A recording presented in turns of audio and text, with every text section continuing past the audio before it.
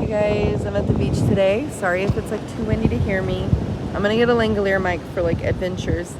But I wanted to talk about something a little bit more serious today. I used to surf when I was in my 20s, and then I was always in a state of fight or flight from childhood well into my 30s, and I would in my mid 30s, in my early 30s and 20s, I would go through a series of toxic relationships and abusive situations, and I would exit it thinking that I was okay, but it's like I had just incurred so much trauma that at a certain point I had what's called polyvagal shutdown, meaning that all the things that I once found fun, like surfing and roller coasters and things that are kind of more adrenaline based, would become too scary for me. And I thought, okay, well, maybe that's not who I ever was. And it's like, no, that is actually who you are. And I'm realizing it today because I just took my board out, my boogie board.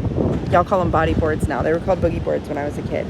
And I just spent an hour in the ocean, and I realized, like, oh, I had to slowly work my way back to her. And the way I did it is not just by coming to the beach. It's through doing inner child work, through meditation, through somatic work, through plant medicine,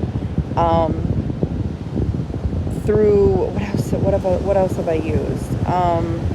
Reality transurfing. It's like one of my favorites.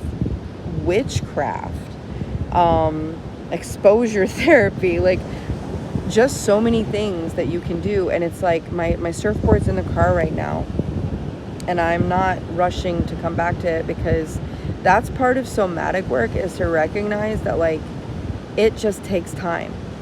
And another thing that I want to tell you is that if you're in a toxic relationship or abusive relationships, you don't love yourself. It's not possible. It is not possible to cause harm to yourself like that and to love yourself. So you need to ask your God, your universe, your source, however you want to view it, your Jesus, it doesn't matter. You say, how can I love myself? How can I see where I don't love myself? I hated myself. There's no other reason for staying in those situations, especially because a lot of the trauma was incurred at the beach, because I love the beach so much. And it made a place that is my most healing space a really painful, physically painful place, guys. There was one guy who like pushed me, and he hurt my neck really bad. And every time I came to the ocean, my neck would hurt, and I had no idea what was going on. I didn't even remember it. And then I was doing trauma work, and I found it. So I just wanted to share. Take it slow. You can heal. You can.